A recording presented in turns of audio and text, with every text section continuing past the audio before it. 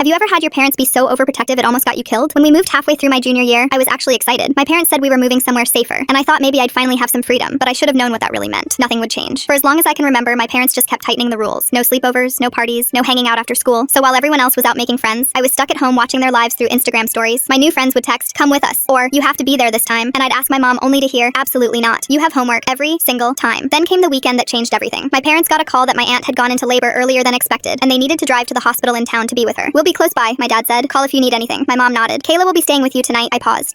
Who's Kayla?" "She's a responsible college student," my mom added. "Your babysitter for the night." A babysitter. At 16. I was an honor student who'd never once gotten in trouble, and they hired me a babysitter like I was 7. The timing couldn't have been worse. My friend Megan lived 2 houses down and was throwing a huge Sweet 16 sleepover that night. I could see the decorations from my window, girls arriving with overnight bags, music starting up. The party was right there, maybe 100 feet away, but it felt like a world I'd never get to be part of. Kayla arrived that evening with an overnight bag and a smile that felt way too cheerful. My parents gave her the full house tour before leaving, like they were handing off a toddler. After they left, she made dinner in the kitchen while I hid in my room. I texted Megan, "Have fun tonight. I'm stuck here smelling whatever my babysitter is cooking." She sent back crying emojis and said she wished I could come. I spent the night watching their stories, girls laughing, doing makeup, dancing. Around 8 p.m., Kayla knocked on my door. "Hey, I'm exhausted from finals. Going to bed early. You should get some sleep too." I barely looked up. "Yeah, sure." Her footsteps faded down the hall. An hour later, I heard something outside. When I looked out my window, I saw Kayla sneaking across the lawn toward a car waiting with its headlights off. She climbed in, and they drove away. I blinked, wondering if I really just saw that. My responsible babysitter had snuck out to see her boyfriend. For a few minutes, I just paced. I kept watching Megan's stories, the music, the laughter, the lights. The FOMO was unbearable. Kayla wasn't here. No one was. This was my one chance to finally feel normal. I grabbed my phone, slipped on my shoes, and quietly went out the back door. Walking into Megan's house felt like stepping into another universe. Girls everywhere, music blasting, pizza boxes covering the counter. "You actually came!" Megan shouted, hugging me. For the first time in my life, I wasn't the new girl or the weird quiet one. I was just part of the group. We played truth or dare, made friendship bracelets, danced around like idiots. It was perfect. Then, around 11 p.m., everything went still. The air felt heavy, like the calm before a storm. And then, boom, the ground shook. A deep explosion tore through the street. We ran to the windows screaming. My house was on fire. Not just a little fire, an explosion. Flames shot through the windows, debris scattered across the yard. Megan's mom was already on the phone with 911. Sirens filled the neighborhood within minutes. I stood there frozen. My home, everything, was gone. Then Kayla's car screeched into the driveway. She jumped out, screaming, "Oh my God, she was inside!" I put her to bed. Firefighters rushed over. "Was someone in the house?" Kayla was sobbing. "Yes, the girl I was watching. She's still in there." I couldn't move. I just watched the chaos unfold while everyone thought I was dead. A neighbor must have called my parents because 15 minutes later, their car came flying around the corner. They saw the flames and ran, screaming my name. Kayla was crying, apologizing, saying she told me to go to bed. My dad tried to run toward the house, but firefighters held him back. My mom collapsed, sobbing in the street. Everyone thought their daughter was gone. I walked up behind them in my pajamas and tapped my mom on the shoulder. They turned, eyes wide, like they were seeing a ghost. "I'm okay," I said. "I wasn't home." They grabbed me, crying, holding me so tight I could barely breathe. "Where were you?" My mom finally yelled. "At Megan's," I said quietly. 2 houses down. They looked at Kayla, furious. "You said she was in her room." The fire marshal stepped over. "Gas leak from the stove. Burner wasn't fully off. Gas filled the house and something must have sparked it." Everyone turned to Kayla. Her face went pale. "I made dinner. I thought I turned it off. I'm so sorry." My parents just stood there speechless. The only thing my dad said was, "Thank you for having her," before turning back to watch the flames. The rest of high school was a lot less strict after that. I guess they finally realized being safe isn't the same as being protected.